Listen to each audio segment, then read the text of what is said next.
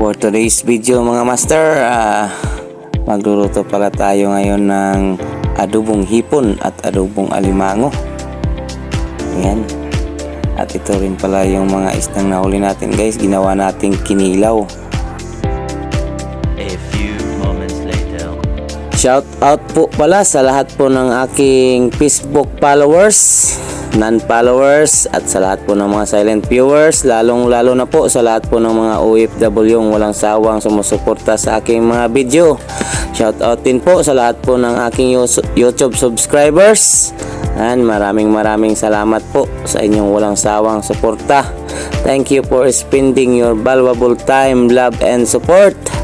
Yan guys, luto na yung ating ulam ngayon guys. Yan, libre na yung ulam natin.